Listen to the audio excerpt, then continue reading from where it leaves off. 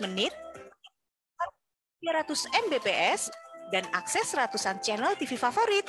Selain itu, kalian juga berkesempatan mendapatkan benefit tambahan lainnya. Ayo segera cek di website www.indihome.co.id atau install aplikasi My IndiHome di App Store atau Play Store. Wujudkan bersama IndiHome. Radio, satu suara berjuta telinga. Ayo, dengar radio.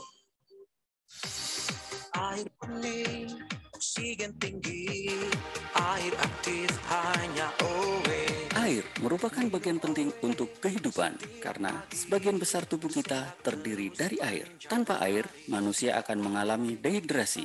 OE Water hadir mencukupi kebutuhan air bagi kesehatan Anda. Dengan kandungan mineral anorganik rendah, air minum yang mengandung oksigen tinggi, serta air minum yang telah diaktifkan dengan sinar alfa melalui proses molekuler resonant magnetic technology. Inilah yang menjadi keunggulan OE Water dibanding dengan air minum biasa lainnya. Air minum kesehatan OE Water dapat membantu proses penyembuhan antara lain sakit kepala atau migrain, diare, bronkitis, diabetes mellitus, kolesterol, haid tidak lancar, stroke, darah tinggi, dan berbagai penyakit lainnya. Harga OE Water Rp250.000 per dus dengan isi 25 botol. Informasi dan pemesanan hubungi call center 021 880 7426 atau 880 7427. WA 0815 11 107 107. OE membuat lebih sehat, OE membuatmu bersemangat, OE membuat lebih kuat, OE membuatmu lebih hebat. Dewan Perwakilan Rakyat Daerah atau DPRD Provinsi Jawa Barat adalah lembaga perwakilan rakyat daerah yang berkedudukan sebagai unsur penyelenggara pemerintahan daerah di Provinsi Jawa Barat. Sebagai representasi rakyat, DPRD mempunyai fungsi pembentukan peraturan daerah, anggaran, dan pengawasan. Simak talk show bersama Dr. Haji Abdul Jabar Majid MA, anggota DPRD Provinsi Jawa Barat, pada Senin 14 Februari 2022, pukul 8 hingga 9 waktu Indonesia Barat, on air melalui Zoom Radio Dakta 107 FM. Seperti apa koordinasi yang dilakukan DPRD Provinsi Jawa Barat dengan pemerintah Provinsi Jawa Barat dalam menindaklanjuti aspirasi warga di Kabupaten Bekasi? Simak talk show bersama Dr. Haji Abdul Jabar Majid MA, anggota DPRD Provinsi Jawa Barat, pada Senin 14 Februari 2022, pukul 8 hingga 9 waktu Indonesia Barat. On air melalui Zoom Radio Dakta 107 FM, bijak dan cerdas. Dakta Radio, bijak dan cerdas. Pukul 8:06 waktu Indonesia Barat, dan rekan-rekan kita akan dengarkan dan masuk segmen talk show Adikarya Parlemen DPRD Provinsi Jawa Barat. Hingga menjelang pukul 9 nanti bersama anggota DPRD Provinsi Jawa Barat dari Dapil 9 Kabupaten Bekasi, Pak Abdul Jabar Majid. Kita sudah terhubung via Zoom bersama Pak Abdul Jabar Majid. Kita sapa terlebih dahulu. Assalamualaikum Pak Abdul Jabar. Waalaikumsalam warahmatullahi wabarakatuh. Iya. Kabar sehat? Alhamdulillah. Alhamdulillahirrahmanirrahim. Pak Abdul Jabar, bagaimana agenda nanti hari ini?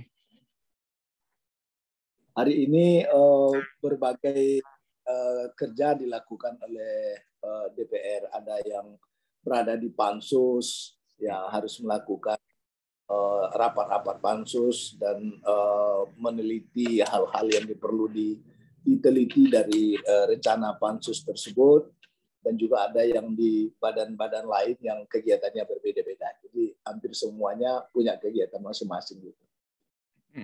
Ini agenda kegiatan seluruh anggota DPRD untuk sosialisasi seluruh raperda. Ini bagaimana Pak Abdul Jabar? Oh ya, jadi sekarang ada sebuah kebijakan baru yang dibuat oleh DPR bahwa rancangan daripada sebuah peraturan daerah itu kan memang harus meminta aspirasi daripada masyarakat, ya. Nah, oleh sebab itu sebelum itu diputuskan, kita juga bertemu dengan masyarakat sehingga kita mengadakan apa yang kita namakan dengan sosialisasi raperda. Jadi masih rancangan, belum menjadi perda. Kita meminta kepada beberapa masyarakat yang merupakan stakeholder daripada pemerintahan atau daerah kita ini sendiri. Jadi kita akan bahwa perda itu kan akan mengikat kita semua.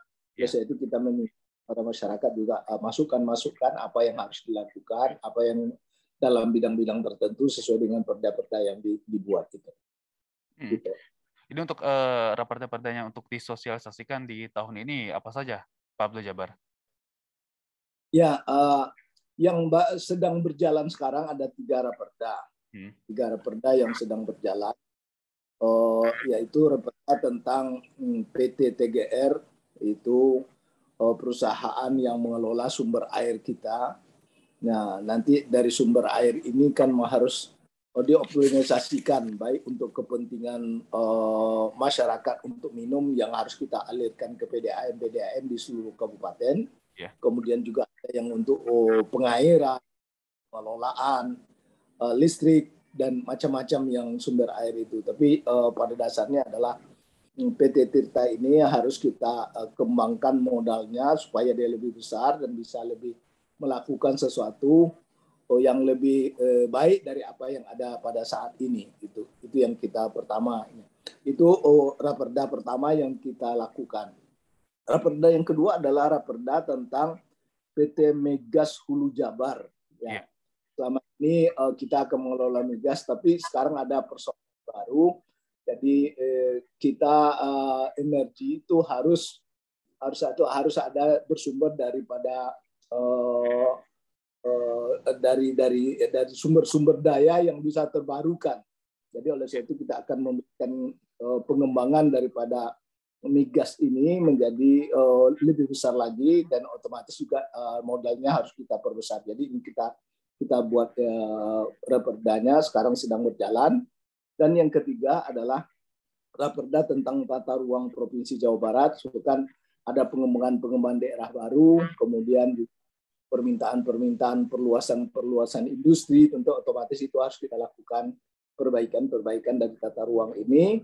Jadi kita harus memelihara misalnya tanah pertanian kita tidak boleh berkurang, tapi kalau mau di industri letaknya di mana itu yang harus ditentukan oleh DPR bersama dengan pemerintah daerah, sehingga kepentingan seluruh stakeholder yang ada di dalam masyarakat kita ini bisa terjamin. Itu yang 3 yang sedang berjalan sekarang. Jadi kan pertama untuk pengaliran air dan juga PDAM Tirta ya, Pak Abdul Jabar. Ya. Untuk memang kondisinya saat ini pengairan ataupun mungkin fasilitas air bersih di kabupaten khususnya ini bagaimana sih, Pak Abdul Jabar? Ya, kalau kita mau secara ini kan belum semua daerah kita yang punya PDAM yang bagus, ya kan? Misalnya di Kabupaten Bekasi aja itu kan masih menyatu dengan kota kan, dan di kota sudah agak lebih bagus penyaluran airnya. Kemudian mungkin di kabupaten kita, di kabupaten itu masih banyak daerah yang perlu lagi dipikirkan ini. Nah, oleh sebab itu airnya harus dari mana sumbernya? Airnya itu dikelola oleh TGR dan nanti akan diserahkan airnya itu dialirkan PDAM kita. PDAM kita kan baru ada di kota ini, kemudian ada di Babelan, ada cabang-cabang, ada beberapa, saya tidak terlalu ingat semuanya itu. Mungkin ada sekitar 4 atau baru belum menjangkau daerah-daerah yang seluruh daerah kita yang memerlukan air bersih itu. Ya, di daerah-daerah utara misalnya kan, itu kan adalah mereka yang dekat laut. Itu kan air untuk minum aja susah kan. Nah, ini perlu juga kita pikirkan nanti melalui PDAM. Dan PDAM tentu memerlukan dari mana sumber airnya harus dilakukan. Inilah yang diinikan dengan PT TGR itu nanti. Itu yang kita masukkan khusus untuk ini. Berarti lebih fokus ke daerah utara mungkin, Pak Abdul Jabar ya?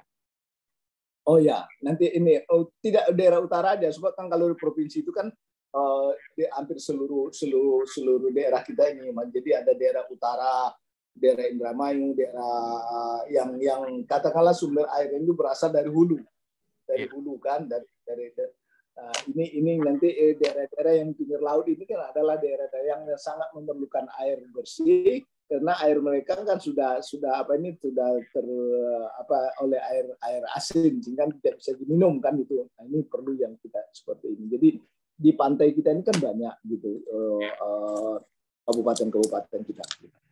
Iya, Pak. Ya. Mungkin ini juga ada perwakilan juga Pak Abdul Jabar, banyak masyarakat mengeluhkan mungkin pelayanan dari PDAM Tirta Bagasasi di Kabupaten Pak Abdul Jabar. Mungkin disampaikan sekarang aja Pak Abdul Jabar. Ya, boleh.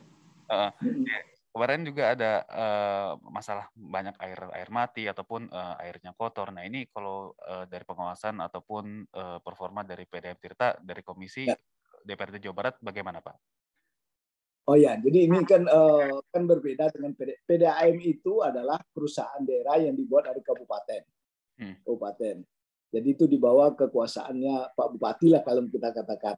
PT Tirta ini adalah mengalirkan air dari sumber utamanya ke PDAM ini, Nah, kalau yang PT Tirta yang kita sedang lakukan sekarang ialah itu PT yang mengalirkan air itu kepada PDAM.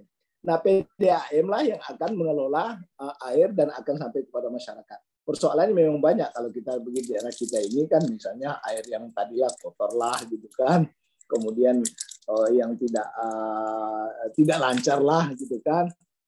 Nah, sampai kepada juga ada yang waktu kita sosialisasi ini berbagai hal yang mereka sampaikan, satu diantaranya harga yang terlalu mahal kan. Mereka katakan itu kalau satu orang di rumah paling tidak menghabiskan dalam 1 bulan 4,5 meter kubik.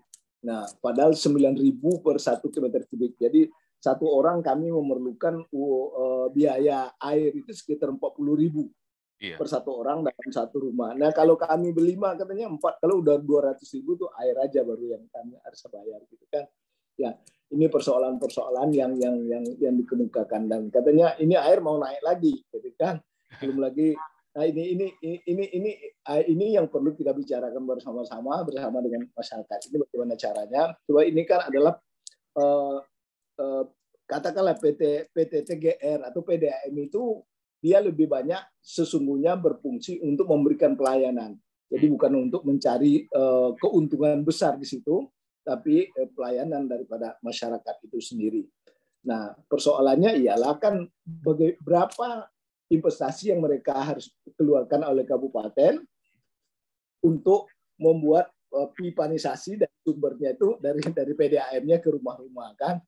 Nah, inilah biasanya. Jadi dengan sesuai itu biasanya kita ada APBN yang kita mintakan kepada pusat untuk membantu ini.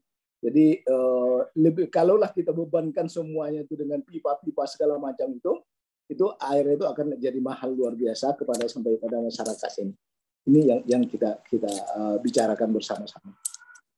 Kemudian beralih ke Raperda tadi yang Migas Hulu Jabar, Pak Abdul Jabar. Ini bagaimana untuk ke depannya? Ya, Migas Hulu Jabar ini kan kita mengembangkannya. Yang sekarang ini kan baru mengelola bersama dengan Pertamina hasil gas yang ada di daerah kita ini. Ya, itu yang pertama. Nah, sekarang ini kita mau kembangkan, jangan hanya itu, sebab ini kan gas itu adalah sesuatu yang akan habis. Nah, padahal energi adalah terus-menerus akan diperlukan oleh kita. Maka kita kembangkanlah PT Migas ini menjadi juga bagaimana membuat energi yang terbarukan. Nah, jadi dia akan masuk kepada sebuah sebuah bidang lain lagi, di mana dia harus mengembangkan diri menjadi sebuah PT yang mengembangkan energi baru yang diperlukan. Jadi dia tidak tergantung kepada migas. Kalau migasnya habis nanti dia tentu pendapatannya akan berkurang, ya kan? Ini yang kita. Oleh sebab itu kita perlu mengembangkan PT ini menjadi sebuah usahanya, dan juga perlu penambahan daripada modal dan kita juga memberikan kesempatan kepada PT ini untuk bisa bermitra dengan masyarakat. Siapa yang mau ikut melakukan investasi di sini kita jadi sehingga kita jadikan ini persero, ya PT-nya PT Perseroan, sehingga dengan demikian masyarakat bisa, kalau ada yang punya uang lebih untuk bisa investasikan di sini, kita silakan. Nah ini untuk potensi sumber daya alam khususnya tadi migas Hulu Jabar ini di Jawa Barat sendiri bagaimana Ya. sih Pak Abdul Jabar?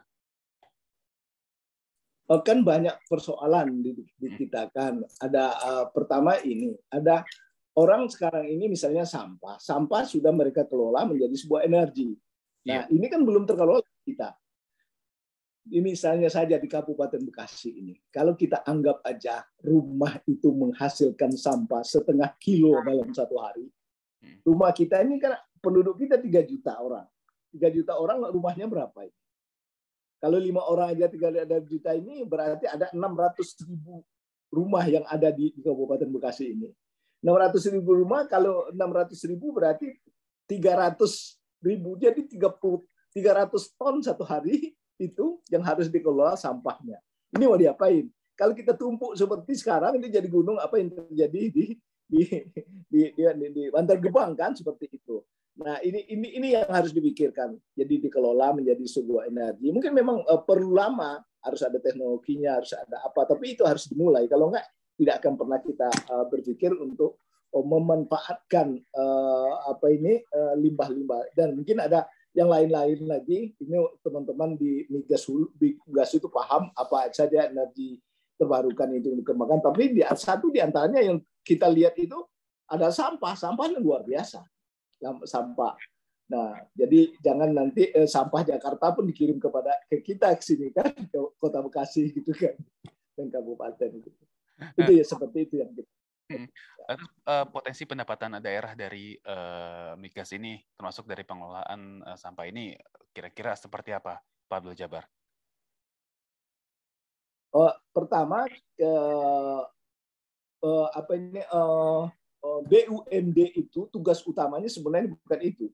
Tugas utamanya ada pelayanan terhadap masyarakat. Pelayanan terhadap masyarakat dan pengembangan ekonomi masyarakat. Baru ketiganya akan mendapatkan dividen yang akan menjadikan APBD kan. Ini itu ketiga. Jadi harus kita ingat ini. Contohnya saja lah. Contohnya saja yang BUMD kita yang bagus lah kita katakan itu misalnya adalah Bank BJB. Bank BJB itu kita memberikan uang daerah sedikit. Jadi kita memasukkan APBD kita itu ke dalam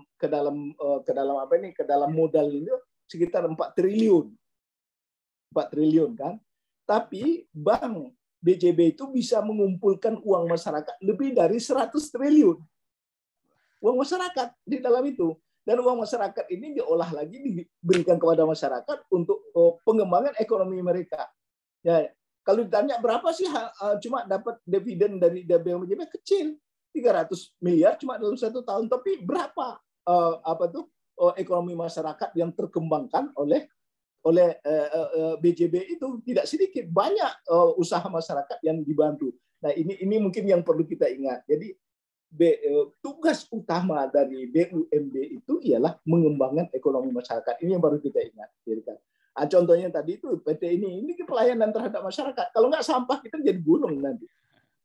Uang harus masuk, uang kita harus masuk. Mungkin tidak akan banyak, kecil. Kalau kita mau tanya sekarang PT Migas Hulu itu berapa dalam 1 tahun, itu baru hanya sekitar 40 miliar dalam 1 tahun hanya memberikan kepada APBD. Tapi dia tidak sedikit yang dia kerjakan dengan lain dalam pengembangan ekonomi masyarakat kan gitu. Nah itu ini. Nah ini yang kita mau lihat. Jadi kenapa dibuat APBD BUMD itu ada sisi ekonomi yang bisa dikembangkan oleh masyarakat. Sebab itu memerlukan pembiayaan besar dan untungnya kecil kan. Nah ini yang kita mau pahamkan bersama.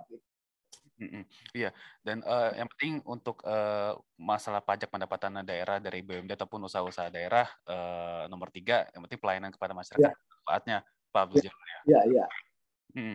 Tadi juga ada rapat ketika tadi dikatakan pengembangan daerah. Ini kan juga ada dikatakan tata ruang. Nah ini gimana, Pak Abdul Jabar? Tata ruang itu Pak, itu kan sebenarnya kan kita mau ini di daerah ini ada permintaan misalnya mau membangun daerah industri. Itu kita kaji, ini benar nggak bisa dibangun sini? Berpengaruhkah terhadap pertanian di sini? Seberapakah tanah pertanian akan bisa tergerus oleh pengembangan industri di sini. Nah, itu yang kita kaji, yang seperti itu. Jadi nanti kita akan memberikan rekomendasi. Ini daerah ini kalau mau dibuat harus misalnya daerah pertaniannya harus dipakai, itu harus ada gantinya misalnya gitu kan, atau kita tidak pakai daerah pertanian, ini daerah ini yang gersang yang bisa dipakai untuk industri misalnya. Nah, yang seperti itu sebenarnya tata ruang itu yang secara teknis dilakukan oleh teman-teman di lapangan. Ini jadi seluruh daerah kita ini seperti itu gitu. Jadi daerah wisata mau kita kembangkan di mana saja, itu kan sampai seperti itu yang kajiannya itu cukup panjang dilakukannya. Ini yang banyak datang ke daerah yang paling luas itu adalah tata ruang ini. Segala macam kabupaten harus mereka datangi untuk melihat bagaimana pengembangan dari setiap kabupaten itu. Jadi kan pengelolaan tata ruang pengembangan daerah sendiri Kabupaten Bekasi tentunya banyak dari sektor pertanian. Nah, ini kalau melihat mungkin pembangunan di Kabupaten Bekasi sendiri yang mungkin sedikit mengikis daerah pertanian, tentunya ini akan berdampak buruk. Seperti apa dari DPRD Jawa Barat? Ya, ini kan kajiannya saya tidak masuk di tata ruang ini, jadi saya tidak terlalu banyak tahu. Tapi yang jelas ini akan dibicarakan oleh teman-teman di pansus ini bersama dengan daerah-daerah yang memang daerahnya nanti akan ada pengembangan industri yang menyebabkan tanah pertaniannya tergerus, ataupun pengembangan perumahan karena pertambahan penduduk yang luar biasa misalnya. Ini akan membuat tanah pertanian juga ini akan dibicarakan secara baik oleh pansus ini, baik kepada masyarakat yang ada di daerah itu ataupun dengan tahan yang daerah yang di mana melakukan pengembangan tersebut. Iya, baik. Pak Abdul Jabar, kita jeda terlebih dahulu. Pak Abdul Jabar, nanti kita lanjutkan. Dan mungkin rekan Dakta yang ingin berpartisipasi dan juga bertanya bisa di WhatsApp 081511100107. Bisa telepon di 0218816363. Talk show akan kembali setelah jeda berikut. Dakta Radio, bijak dan cerdas. Pandemi memang masih menyelimuti, namun tidak lantas menghentikan ikhtiar yang akan memberi arti bagi Ibu Pertiwi, bagi masyarakat Jawa Barat yang tetap menanti. DPRD Provinsi Jawa Barat, setiap sendi di tubuhnya terus bergerak menyerap aspirasi rakyat, mengartikulasikan kehendak rakyat. Setiap anggota, fraksi, komisi, badan, dan tentunya pimpinan terus berakselerasi di tengah segala keterbatasan yang terjadi. Lihatlah, program vaksinasi terus didorong. Sejumlah rancangan peraturan daerah terus dibahas. Cermati bagaimana pemekaran wilayah Jawa Barat dibahas bersama Gubernur Jawa Barat. Demikian pun penanganan masalah sampah terkait rencana TPPAS Legok Nangka tak luput ikut dikebut. Itu hanya sebagian dari beribu hal yang dikerjakan. Untukmu rakyat Jawa Barat. Untukmu Provinsi Jawa Barat. Persembahan Humas DPRD Provinsi Jawa Barat. Umi, habis gerakan akikah ya? Iya, Bi. Tapi lagi pandemi seperti ini, Umi takut bikin acara akikah. Apalagi ngumpulin banyak orang di rumah. Tenang, Umi. Akikah tidak peduli aja. Harganya terjangkau. Dan daging akikah yang sudah dimasak langsung didistribusikan ke yang berhak. Jadi nggak perlu ngumpulin banyak orang di rumah. Insya Allah sah. Sekalian, Abi juga mau akikah buat Abi sendiri. Wah, bener tuh, Bi. Percayakan pilihan akikah Anda melalui Dakta Peduli. Hewan akikah akan disebar matang ke wilayah masyarakat kurang mampu. Tersedia hewan domba tipe A dengan harga Rp1.250.000 per ekor. Domba tipe B Rp1.750.000 per ekor. Mari tunaikan akikah Anda melalui Dakta Peduli. Pelaksanaan penyembelihan sesuai syariat Islam. Rekan juga akan mendapatkan dokumentasi, sertifikat akikah, dan pendistribusian. Pembayaran bisa melalui transfer ke rekening Bank Syariah Indonesia dengan nomor rekening 7.635.892 atas nama Dakta Peduli. Untuk informasi, hubungi 021 880 7426 atau 880 7427 melalui WA 0815 11 107 107. Akikah berbagi, kerjasama Dakta Peduli dengan Agro Surya. Tengah malam, saya dan suami saya sedang dalam perjalanan. Tiba-tiba,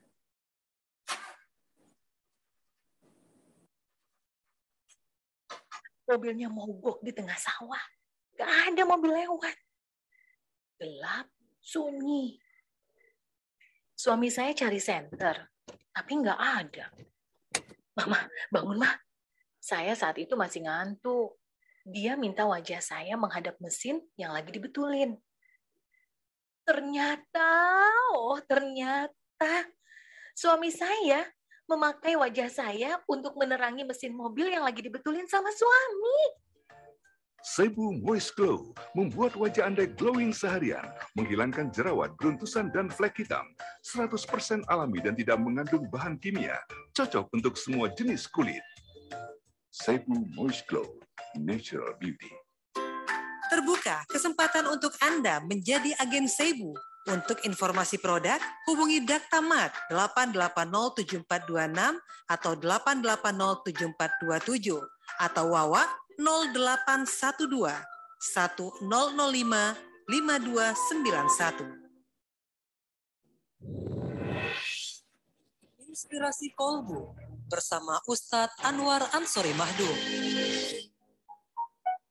Imam Muslim meriwayatkan dari Ibnu Mas'ud bahwa pada usia kandungan 120 hari, Allah mengutus malaikat untuk menulis beberapa ketetapan atas janin itu, termasuk ketetapan rezeki dan ajalnya.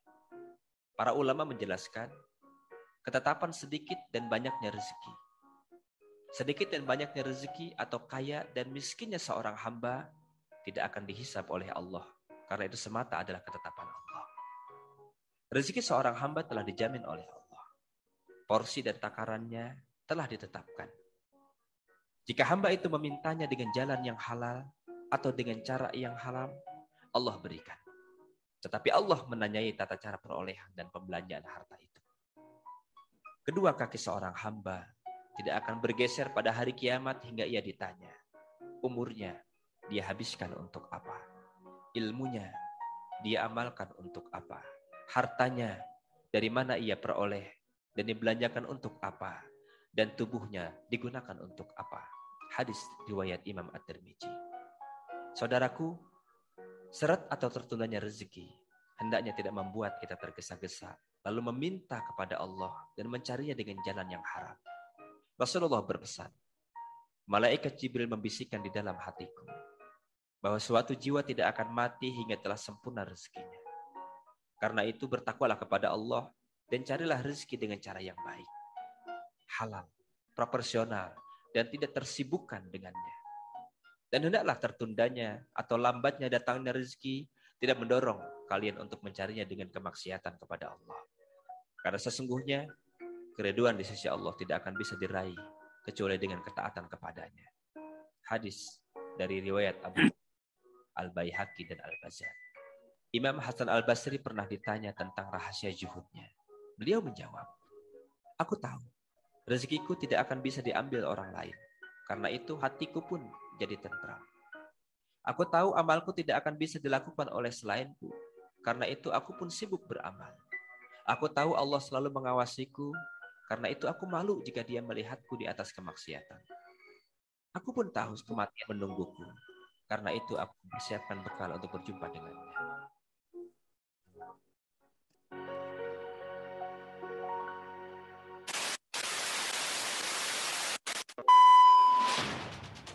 Era penyiaran TV digital sudah hadir di Indonesia dan tidak lama lagi siaran TV analog akan diakhiri, sebagaimana diatur di Peraturan Menteri Kominfo Nomor 11 Tahun 2021 tentang perubahan atas Peraturan Menteri Nomor 6 Tahun 2011 tentang penyelenggaraan siaran. Ada 3 tahapan pengakhiran siaran TV analog yang selanjutnya digantikan dengan siaran TV digital. Sekarang saat yang tepat mengganti channel televisi lama Anda dengan satu langkah beralih ke TV digital. Cukup dengan membeli set-top box Dengan harga Rp350.000, Anda akan mendapatkan channel siaran TV lokal yang lengkap. Radio Dakta membantu Anda untuk beralih ke siaran digital dengan menggunakan set-top box, sehingga rekan langsung bisa menikmati secara penuh siaran TV digital yang bersih gambarnya, jernih suaranya, dan canggih teknologinya. Untuk informasi dan pemesanan set-top box, hubungi call center 8807426, 8807427, atau WhatsApp 0815 11 107 107.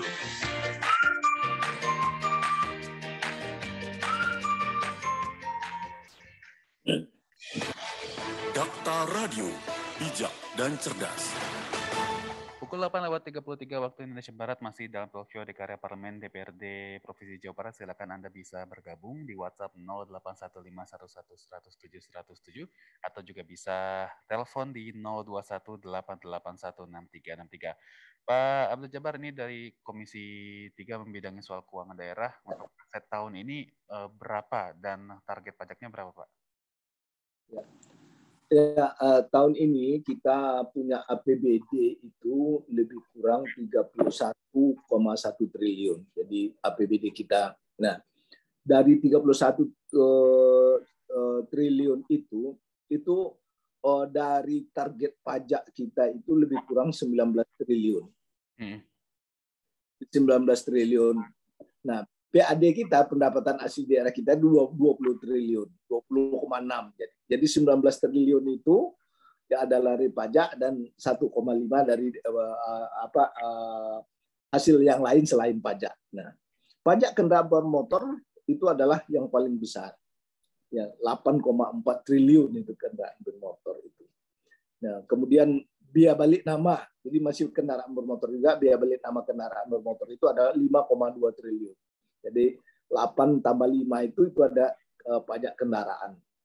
Kemudian ada pajak bahan bakar. Jadi kita yang pakai mobil, pakai motor tiap hari itu kita kan kena pajak.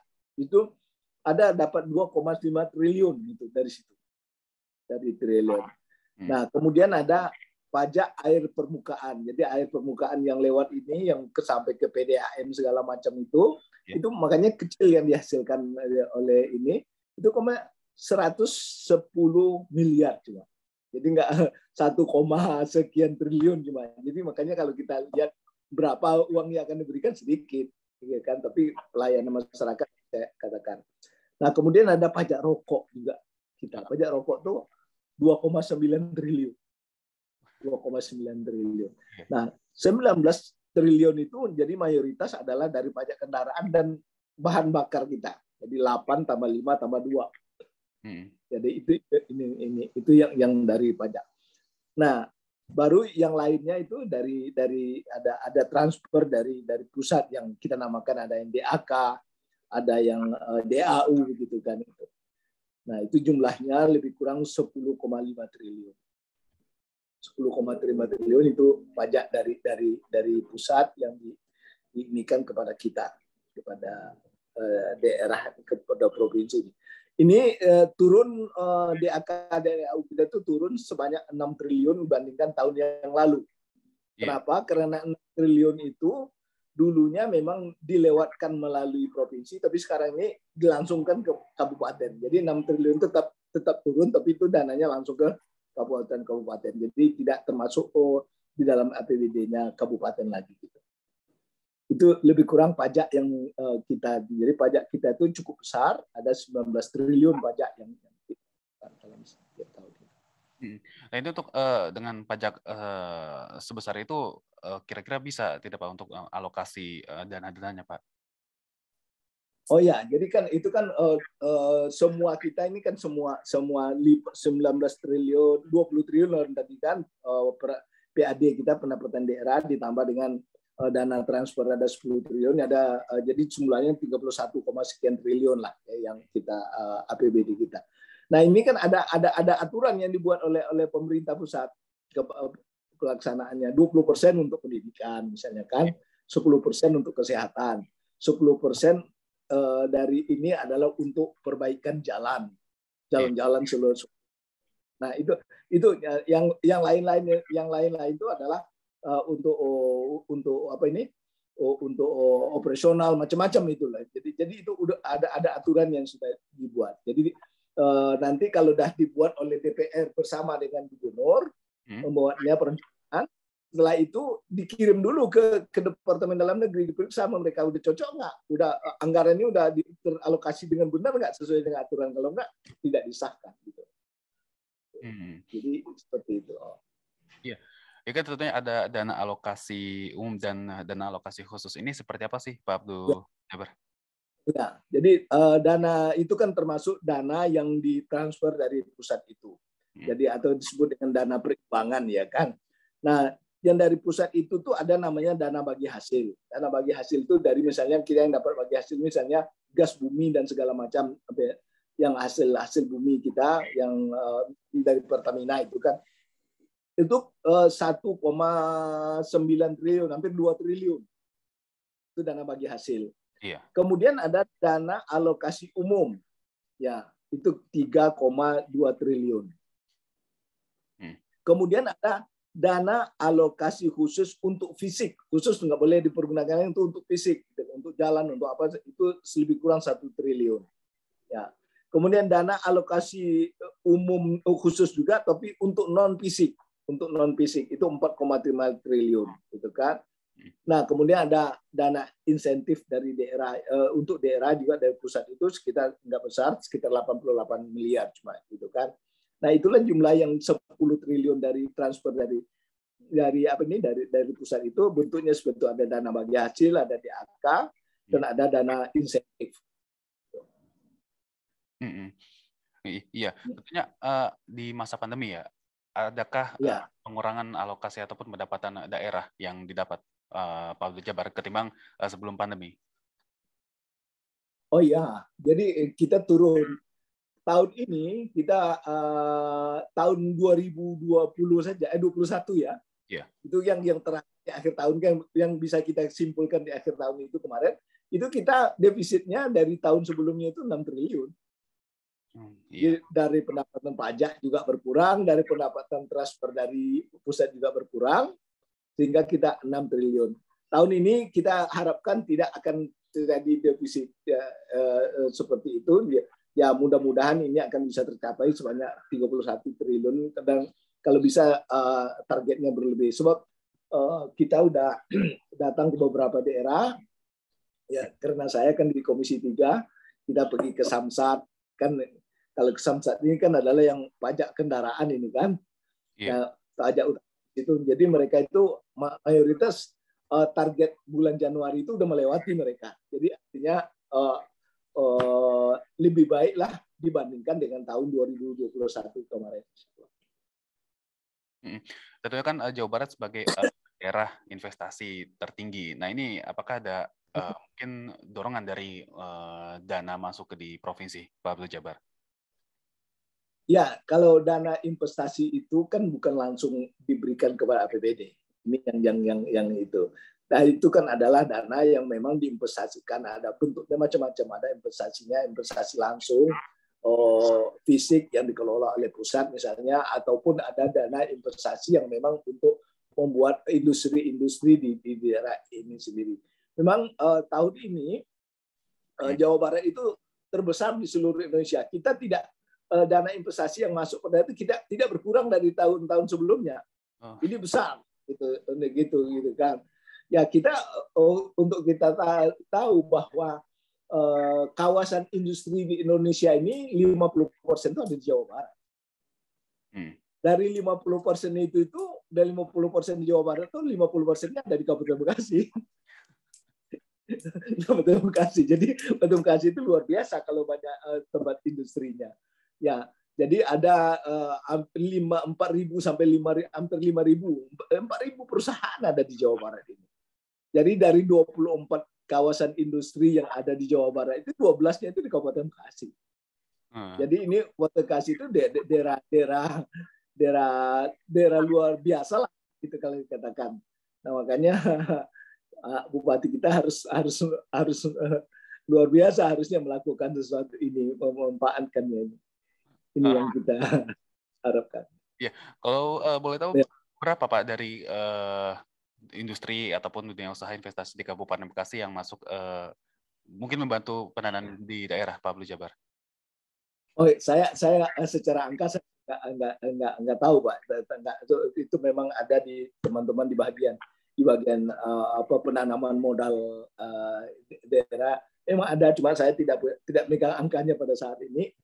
Tapi secara global mereka mengatakan kita tidak berkurang dari tahun sebelumnya penambahan investasinya begitu. Jadi orang yang masuk ke daerah ini juga banyak tetap seperti sebelum pandemi juga begitu. Iya, baik Pak Abdul Jabar, kita jeda terlebih dahulu. Mungkin rekan Dakta yang ingin bertanya silakan di WhatsApp 08151107 atau bisa langsung telepon di 0218816363. Talk Show Adikarya Parlemen DPRD Jawa Barat akan kembali setelah jeda berikut. Dakta Radio, bijak dan cerdas.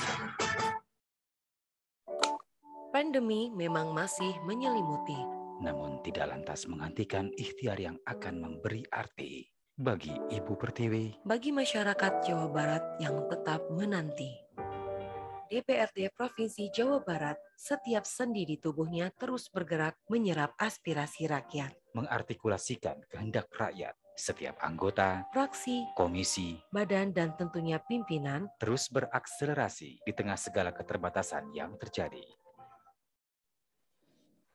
Lihatlah, program vaksinasi terus didorong. Sejumlah rancangan peraturan daerah terus dibahas. Cermati bagaimana pemekaran wilayah Jawa Barat dibahas bersama Gubernur Jawa Barat. Demikian pun penanganan masalah sampah terkait rencana TPPAS Legok Nangka tak luput ikut dikebut. Itu hanya sebagian dari beribu hal yang dikerjakan. Untukmu rakyat Jawa Barat. Untukmu Provinsi Jawa Barat. Persembahan Humas DPRD Provinsi Jawa Barat. Bismillahirrahmanirrahim. Guru ngaji, ustadz dan para ustazah adalah salah satu elemen terpenting dalam peradaban bangsa ini. Karena perantara merekalah anak negeri mampu membaca, memahami, serta mengamalkan isi kandungan Al-Quran dan ajaran agama Islam. Namun terkadang keberadaan mereka ini dipandang sebelah mata dan tidak diperhatikan oleh kita.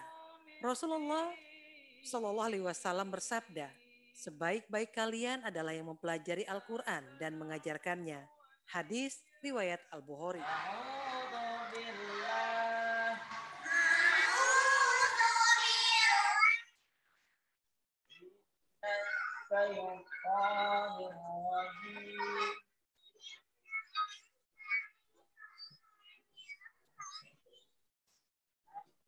Kita mungkin tidak punya waktu atau kurang mampu untuk mengajarkan Al-Quran.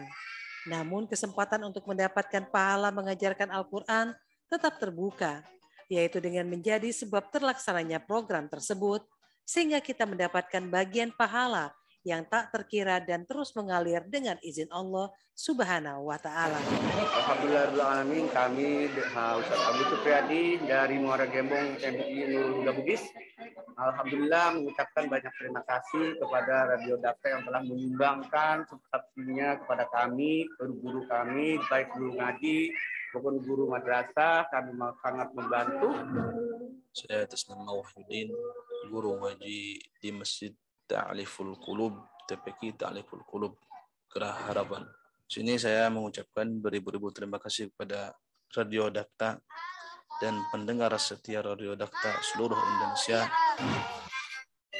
Dakta Peduli terus mengajak rekan Dakta untuk berpartisipasi dalam program Peduli Guru Ngaji.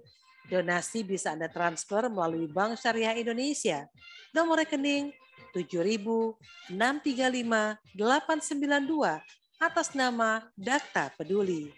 Informasi dan konfirmasi donasi bisa hubungi call center Dakta 8807426 8807427 atau WA 0815 11107 107. Dakta Peduli agar hidup lebih berarti. Dakta Radio, bijak dan cerdas. Masih dalam talk show di karya Parlemen DPRD Jawa Barat bersama anggota DPRD Jawa Barat dari TP 9 Kabupaten Bekasi, Pak Abdul Jabar Majid. Silakan Anda ingin bertanya di WhatsApp 081511100107 atau bisa telepon di 0218816363. Pak Abdul Jabar, ini ada yang bertanya gimana untuk pemekaran kabupaten di Jawa Barat 5 wilayah. Ini seperti apa? Ya. Ya, pemekaran kabupaten di itu sesungguhnya adalah sesuatu yang telah ada di dalam rencana yang dibuat oleh Pak Gubernur. Jadi kalau RPJMD, rencana jangka menengah daerah kita ini, itu telah menyebutkan bahwa ada 11 kabupaten yang akan dimekarkan, termasuk Kabupaten Bekasi di dalamnya. Jadi ada 11 kabupaten yang ingin kita mekarkan pada saat ini. Nah, dari 11 ini yang sudah sampai kepada membuat perda, membuat aturan di tingkat provinsi, sudah minta persetujuan dengan Pak Gubernur itu, baru 5 kabupaten. 2 di Bogor, jadi Bogor itu akan jadi 3 kabupaten nanti. Kemudian ada di Garut itu 1, kemudian di Tasikmalaya 1, di Cianjur 1. Jadi yang sudah ini, yang sekarang ini yang sedang kita buat perdanya itu adalah untuk 3 daerah, Tasikmalaya Selatan, Garut Selatan, dan Cianjur. Cianjur Selatan juga. Ini kita buat. Nah, ini yang sedang kita lakukan. Nah, dalam RPJMD rencana Pak Gubernur paling tidak itu harus 11 ya. Tapi yang baru sampai kepada tingkat ke provinsi itu harus 5 ini. Nah, Kabupaten Bekasi dari yang 11 tadi itu tuh udah masuk di dalam apa itu perencanaan itu ada. Tinggal kepada kita Kabupaten Bekasi ini mendorongnya bagaimana. Nah, harus Pak Bupati kita membuat persetujuan bersama dengan DPR, membuat persetuju bahwa kita Pak Bupati setuju untuk dimekarkan. Sekarang mau Pak Bupati kita mau dimekarkan atau tidak, itu aja masalahnya kan. Nah, kalau masyarakat kita mendorong ya, oleh itu harus kita dorong. Bupati kita, DPR kita dorong untuk bisa melakukan ini, sehingga dengan demikian nanti bisa diajukan kepada provinsi. Walaupun pada saat ini tingkat pusat itu masih moratorium belum ada pemekaran, tapi sudah menjadi perhatian. Jadi kalau kita siapkan udah masuk menjadi perda misalnya di provinsi nanti untuk Kabupaten Bekasi misalnya, kan kita ini ada keinginan Kabupaten Bekasi Utara kan gitu kan. Nah, kalau ini dibuat cepat oleh Pak Bupati kita di sini bersama dengan DPR kita, kemudian tokoh-tokoh masyarakat kita menyetujui, disupport segala macam ini. Nah, ini kalau itu udah sampai bisa sampai ke daerah, nanti akan dibuat keputusan juga di provinsi, dibuat gitu kan, diajukan Pak provinsi. Tunggu, hanya dengan demikian nanti kita menunggu begitu dibuka di pusat, kita langsung cepat. Nah, ini yang 5 ini mereka udah berlari, kita ini jalan kaki atau merangkak, nggak tahu nih sekarang saya. Kita gitu. Berarti perencanaan di DPRD Jawa Barat sudah ada Pak ya, tinggal dari Bupati dan udah di dalam RPJMD sudah ada Pak. Jadi rencana pembangunan jangka menengah Pak Gubernur itu menetapkan 11 minimal. Jadi ada yang minta 17, tapi yang udah dimasukkan itu 11. Kabupaten Bekasi itu udah masuk. Tinggal Pak Bupati kita dengan anggota DPR kita dengan tokoh masyarakat kita di sini mendorong untuk ini mungkin persyaratan adalah langkah itu harus dipenuhi kan, ada kecamatan mana yang kita mekarkan, mana kemana nanti ini, kemudian ya segala macam lah, itu kan ada tata caranya lah ini, tapi itu harus disiapkan. Oleh sebab itu kita minta tokoh-tokoh masyarakat kita mendorong bupati kita ini dengan anggota DPR kita membuat pansus untuk memekarkan Kabupaten Bekasi dan disetujui, ditandatangani oleh Ketua DPR dengan Pak Bupati kita, diajukan ke Pak Gubernur, ya udah nanti Pak Gubernur yang meneruskan gitu kan. Sekarang itu tinggal itu yang gitu kita lakukan. Tapi untuk obrolan dari tokoh masyarakat dan juga mungkin masyarakat di Kabupaten Bagian Utara sudah cukup lama ini Pak Abdul Jabar. Nah, ini dampak nantinya kalau misalkan Kabupaten Bekasi mekar, ada Kabupaten Bekasi dan juga Kabupaten Bekasi Utara, dampak positif dan negatifnya seperti apa nih Pak Abdul Jabar?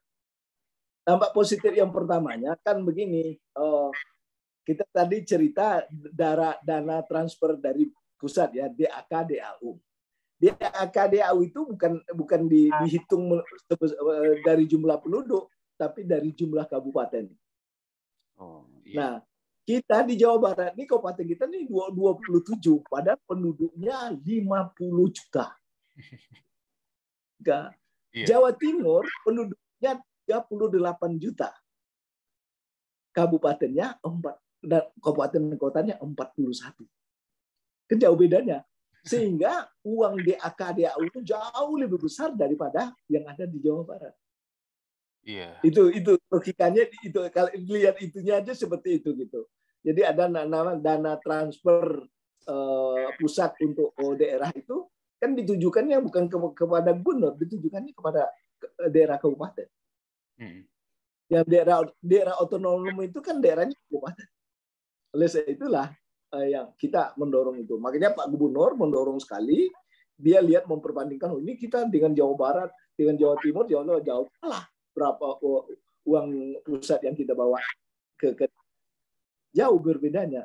Ya, karena apa? Karena kita terlambat memekarkan daerah kita ini. Nah, ini coba aja kan di daerah, kalau kita bagi penduduknya itu di sana 38 juta dibagi 41 kan nggak sampai satu kabupaten, nggak sampai 1 juta kan? Iya. Kita ini 50 juta hampir sekarang, bagi 27 kan 2 juta per penduduk. Ya, ini bedanya di situ. Makanya kemarin itu kalau paling tidak kita harus membuat 17 lagi, bisa sehingga ada 42 paling tidak ya, 41, 42 gitu dari kabupaten kita ini gitu. Seperti itu, Pak. Ya, lantas negatifnya apa, Pak, dari pemekaran ini? Negatifnya mungkin begini, ya biaya pemerintah daerah akan berbeda. Yang gaji bupatinya jadi 2 gitu kan, ya. Kemudian anggota DPR-nya juga gajinya 2, itu segi itunya kan. Ya, kepala dinasnya juga akan 2. Nah, mungkin biaya personal ininya akan banyak gitu kan, personal, biaya manusia, biaya SDM-nya. Ini. Tapi bagusnya adalah satu di antaranya kita akan terfokus mengembangkan daerah itu akan lebih terfokus. Jadi memikirkan sekarang ini misalnya di Kabupaten Bekasi ini 23 kecamatan, kalau dibagi 2 nanti kalau kan 12, seorang bupati hanya memikirkan 12 kecamatan. Beda dengan 27 kecamatan, 23 kecamatan gitu. Itu aja sih jadi. Ya tentu ada negatif positifnya pasti ada. Ya, baik, Pak Abdul Jabar, menjelang akhir segmen, mungkin apa yang ingin disampaikan masyarakat dari Pak Abdul Jabar ke dapilnya, khususnya Kabupaten Bekasi. Silakan, Pak Abdul Jabar. Ya, pertama di segi pemekaran itu, segi pemekaran daripada daerah ini, kalau memang kita serius, kita bersama-sama dengan masyarakat itu, jadi semua tokoh masyarakat mengajak seluruh fraksi, jangan satu fraksi aja di DPR itu dihadapi. Jadi mungkin semua fraksi kita kumpulkan, temuin oleh semua fraksi Golkar, fraksi PDI, berpikir bersama-sama bahwa kalau kita memang mensepakati, kita dorong mensepakati kepada DPR dan kita dorong bupati kita untuk menyetujui ini, sehingga dengan demikian ada langkah-langkah. Mungkin banyak yang perlu dipersiapkan dia. Tapi kalau ini kita tidak lakukan, ya kita tidak akan bisa. Jangan jadi wacana terus menjadi Kabupaten Bekasi Utara, tapi tidak pernah langkah yang secara masif kita lakukan. Itu aja, Pak. Yang kita. Ya, baik, Pak Abdul Jabar, terima kasih sudah berbincang bersama Dakta pada pagi hari ini. Ya. Sukses untuk DPRD Provinsi Jawa Barat dan juga sehat selalu, Pak Abdul Jabar ya. Terima kasih, Pak. Assalamualaikum warahmatullahi wabarakatuh. Waalaikumsalam warahmatullahi wabarakatuh. Dan rekan Dakta, talkshow tadi sekaligus menutup jumpa kita dalam dialog informasi Dakta pagi. Mudah-mudahan apa yang kami sajikan bermanfaat bagi kita semua. Saya Ibnu Jabar, mewakili tim redaksi yang bertugas, pamit undur diri dari ruang dengar Anda. Dakta Radio, bijak berinformasi, cerdas berinteraksi. Wassalamualaikum warahmatullahi wabarakatuh. Dakta Radio. Ya, terima kasih, Pak. Saya live ya dulu. Terima kasih banyak. Ya. Hadir dengan beragam informasi aktual